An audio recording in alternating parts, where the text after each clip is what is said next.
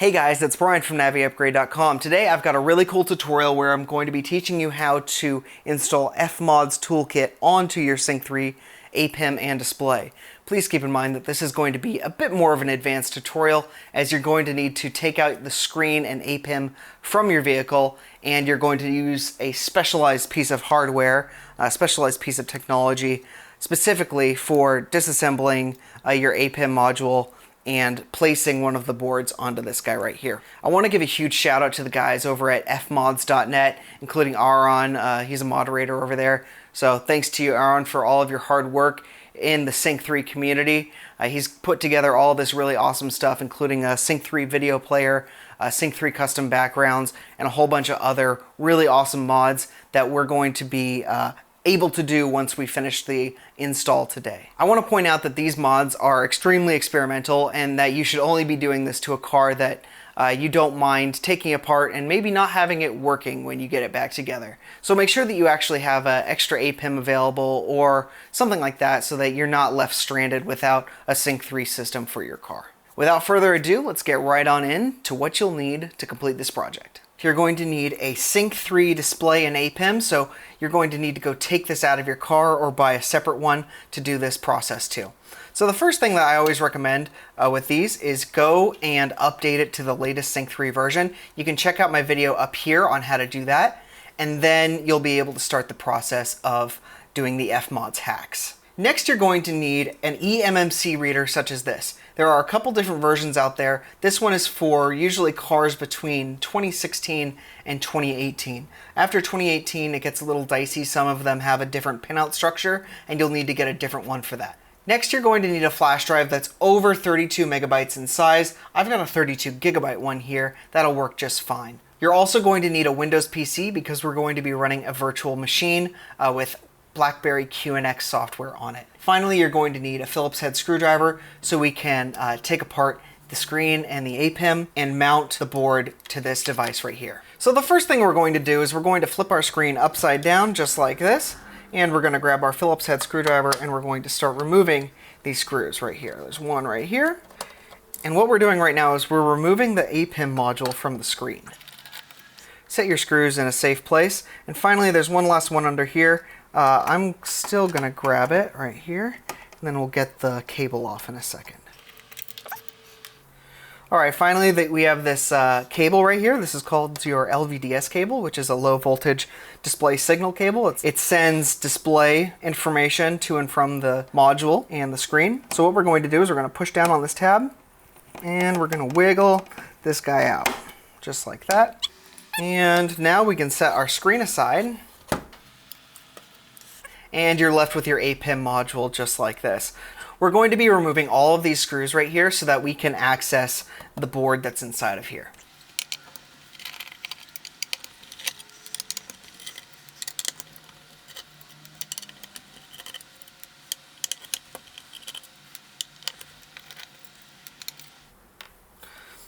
Alright, now we can just flip this just like that to get this cover off. And now what you're left with is your boards that are inside of here. So what we're going to do is we're going to kind of lift up right here and push on the back side right here. We're going to push right there, and we're going to lift and push. And you can see this is our motherboard. This is what I would call this. This is a motherboard. And then what we have down here is we have the daughter board. So this is what we're going to actually be doing the module writing to. So we're going to remove this board. 4 Phillips head screws hold this down. And now you should be able to remove the board just by kind of lifting up on it just like that. You can set the shell aside, and now we can get on to the fun part, which is hacking this thing. So what I'm going to do is I'm going to take my eMMC reader. So check this out. You have this row of little spots right here. Those are actually little soldering marks that actually correspond with circuitry on the board. And this is actually what our tool down here is going to connect to. So what we do is we say, oh, those are there. So we're going to flip the board just like that. And I'm going to push down on these tabs and then release the tabs just like that. Now let's get into setting up the virtual machine so that we can actually write to this bad boy and get our mods installed. Alright, so the first thing that we're going to do when we get into our computer is we're going to go to virtualbox.org and we're going to download VirtualBox. Just click that big old button, then click Windows Hosts right here, and it's going to download VirtualBox right here. In the meantime, you can go over to this link, and this is going to be in the description of this video, and we're going to download this as well. Alright, I already have this downloaded, so I'm actually going to cancel that. And then lastly, we're going to download the QNX Neutrino RTOS evaluation runtime. So all you need to do is you need to click register. This link's going to be in the description as well. And you just enter your email, enter a little bit of details, and the file will automatically start downloading. I already have this on my computer as well, so I'm going to close this out. And then finally, you're going to make a username on fmods.net. And I already have one, so I'm going to log in. So I'm already logged in here. And we're going to go into Sync 3. And we're going to go to USB Mods Installer right here. And we're going to download the Daemon Installer, version 1.1. And I already have this downloaded as well, but that's okay. And we're going to go back and we're going to install VirtualBox. All right, so we're going to click next, next, and yes, and install. And this is a user account control pop-up. You probably can't see it in the video recording, but you're just going to click yes on this. It says, do you want this? Do you want to allow this app to make changes to your device? Make sure you click yes. All right, well that's installing. Oh, it looks like it's finished already. So we're going to click Start Oracle VM VirtualBox. Click Finish. And as you can see here, I already have mine installed. I don't know why it's still there, so I'm going to remove it so I can teach you guys how to set it up. We're going to delete all files, and that's okay. We're good there. So the next thing that we're going to do is we're going to go into our downloads. And we've got our QNX evaluation thing right here, so we're just going to extract it. I've got 7-zip on my computer, so that makes it super easy to extract. And what we're going to do is we're going to minimize this, and we're going to open up VirtualBox Manager and click New. And here's where we're going to type in QNX Sync 3. And I'm going to make this all the way up to 4 gigabytes, so 4096 megabytes. Click Next. And we're going to use an existing virtual hard disk file. So all we need to do is we need to click this little folder here. We're going to click Add. And now what we do is we go back into our downloads, go into the QNX eval RT folder that we downloaded and extracted. And we go into this folder. And we're going to select the smaller of these two selectable files here. So the top one is 1 kilobyte. We're going to select that one right there. So we just click it, click Open, and we click Choose, and we click Create. All right, now we're good with our virtual machine. So now let's get our USB set up. So we're going to plug in our USB thumb drive here. It's going to recognize it and pop up on our screen. Now we're just going to split this screen here real quick, and what I'm going to do is I'm going to go to the FMods Daemon Install, and I'm going to extract this. So we're going to say extract to FMods Daemon Install. Okay. And I'm going to copy these files over onto this flash drive. So these files are copied over onto this flash drive. Now what we can do is we can get into our virtual machine. So we click Start. And you'll see that the virtual machine is starting to boot. You're going to get a couple things here. So it's going to ask QNX v1.2b, and it automatically figures that out itself. And here we go. So now the important thing to realize is that this is a virtual machine, so it's going to be its own mouse and everything inside of here. So once you click into here, you're not going to be able to click back out into Windows without a special shortcut. So let's get in here and I'll teach you that shortcut. Expand this, and this is too small for me in my opinion. I want to really be able to show you guys what's going on. So I'm clicked into the virtual machine now. I'm going to make the window size 1280 by 1024, and everything's good there. We're going to click apply, and now it takes up a nice chunk here. We're going to click accept, and we click exit. Now we're at our login page. So all we need to do is we need to type in root, and password here is going to be password. Enter to log in. Now we're going to go to Utilities and File Manager.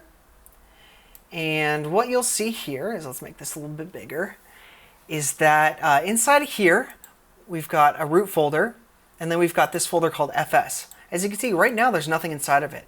So what we're going to do is we're going to get out of our VM and into just Windows. So what we do for that is we hit our right control keyboard key, and that brings us out, and we can go up to the top here, and we click Devices, we go to USB, and we click USB Disk 2.0. Yours might be labeled something different, like SanDisk or something like that, depending on the USB thumb drive that you're using. So I'm going to click this and enable it, and it detaches it from the Windows computer, and it attaches it to our virtual machine here. So all we need to do is we need to click refresh inside of this FS panel right here, and we're going to go to USB, and we're going to copy these files by clicking the bottom and then shift clicking the top, and then we're going to right click and click copy. Then we're going to go down to our temporary folder down here, and we're just going to paste these right on in here. All right, so now that we've done that, all we need to do is we need to go into our terminal. We go into our terminal and we type in cd/tmp, and that brings us to the temporary directory there. And we apply a file permissions command. So we go chmod, and we go a +x daemon _installer.sh. All right, we're good there. And now what we need to do is we need to plug in our eMMC reader. So bring your eMMC reader over. You can disconnect your USB thumb drive, and we're going to plug in our eMMC reader. As you can see, we have a red light here, and we have a blue light right there, which is exactly what we need. So now what we need to do is we need to click the right control button again on our keyboard, and we're going to go back into devices up here. We're going to go to USB, and we are going to select generic mass storage device. Yours might be called something different, but in my case, it's generic mass storage device. Oh, and I forgot all about this part. So because there's a whole bunch of partitions on this Sync3 eMMC module inside of here, you're going to get a whole bunch of these windows popping up. All you need to do is exit out of all of them. Cancel, and make sure you cancel this where it says insert disk or format disk or anything like that.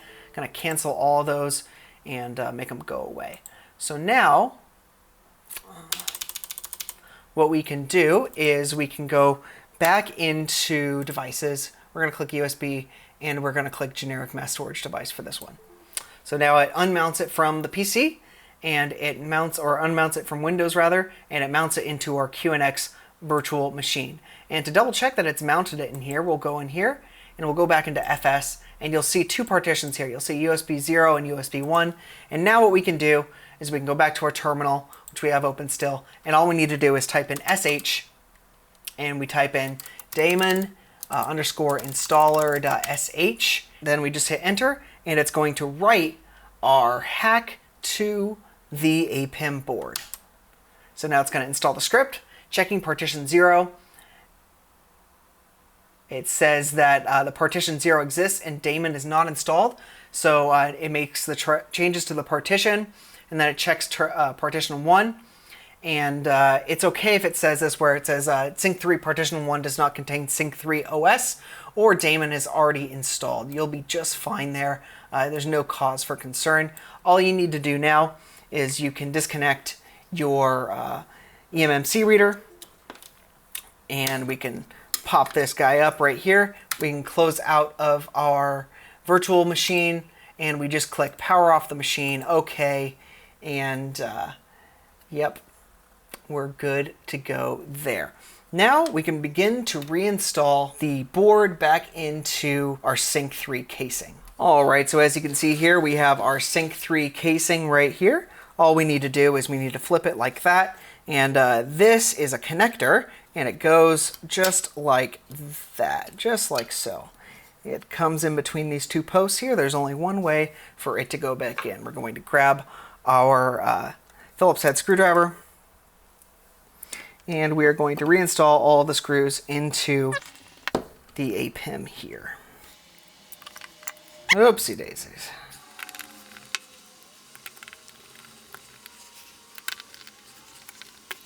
All right, now we'll take the motherboard, the main board here. This is what I like to call the daughter board. And we're going to face it down just like that. And we get it all aligned through there, through the bottom. And as you can see, it might be a little difficult to see. Let's see if we can get you to see it here. It says press here. So all we need to do is we need to push down right there. And you can hear it snap into place. That's all we need to do there. And we can start reinstalling all the screws on the back panel as well.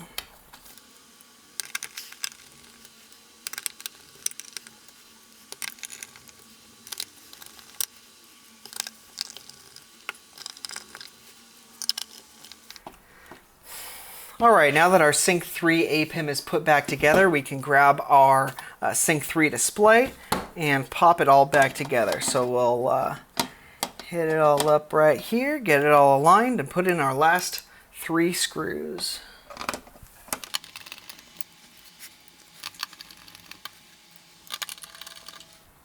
All right, now we'll just reconnect our LVDS cable by pushing it in just like that. And you can go reinstall this into your car. I'm not going to do that because I've got a bench tester right here. So I'm going to plug it all back in. And let's see what's going on here. There we go. All right. So I also have this little USB cable that I use. Yours will be your hub, so don't forget to plug your hub back in. And don't forget to plug your GPS antenna back in as well. So I don't know why this isn't booting. We'll find out right now. All right. Should be booting up here any second now. All right, now we're booting up just like this. As you can see, we're fully booted up right here. And we're ready to make another mod to the USB so that we can install the main modification tool onto our Sync 3. So now we're just going to plug our USB stick back into our computer. We're going to go back to our downloads, and let's make this full screen here. So remember that file that we downloaded straight from the Ford servers, the JR3T14G381-AX. So we're just going to extract this. Again, if you don't have 7-zip, I highly recommend it. It's a great piece of software. Really makes extracting things a lot faster. It's open source and free. All right, so let's go back into this folder that we extracted. We're going to go into Sync My Ride, and we're going to take this file right here, hb5t-14g386-thb.tar.gz, and we're going to right-click it again. We're going to go to extract to there, and the folder pops up here. I'm going to extract the file in here again, and we're going to take the utserviceutility file out of here. The reason why this isn't included in the FMods modification package is it's actually a copywritten file from Ford. So they could get into trouble, we can get into trouble. You can't get into trouble when you download it straight from Ford though. So there we go. We're going to copy it. We're going to go back to our downloads. And now we need to download one more thing from FMods. We're going to go back to the Sync 3 board here, and we are going to download the Mods Tools folder. So we just download here, and we let it download. We'll go back to into our downloads, and now you'll see we have this, this folder called Mods Tools. So we're going to extract this, Mods Tools, sync my mod, and that file that we copied from that Ford package, we're just going to paste it in here. So it's utserviceutility. All right, so now that we've copied in the utserviceutility just like this, we're going to go back to Mods Tools, and we're going to copy this entire folder. So you should have the sync my mod folder, the don't index.msa, and the readme.txt. So we're going to click copy, Control C, and we're going to paste it into our thumb drive over here. And now all we need to do is disconnect our thumb drive and plug it into our Sync3 APIM hub in our car. So now what you see is we see APIMs tools have been installed. Please remove the USB pen drive to reboot your Sync3. So we remove it and it will reboot. We'll just give it a second here. It's still thinking about what's been done to it. Let's see, maybe if we plug it back in and... Alright, sometimes this happens, no big deal. If it does happen, just reboot your car. Not a big deal. So I'm just going to unplug from the back and then plug it back in. We're going to wait for it to boot. And ask me later. Alright, now we've done everything that we need to start installing the FMods modifications to this APIM. If you have any questions, feel free to drop them below. Check out my other videos in this series to find out how to install things like the video player, custom backgrounds, and things like that. If you like this video, I'd really appreciate it if you'd hit that thumbs up button right there, and please subscribe to the channel if you like the content that I produce. And until the next one, take care.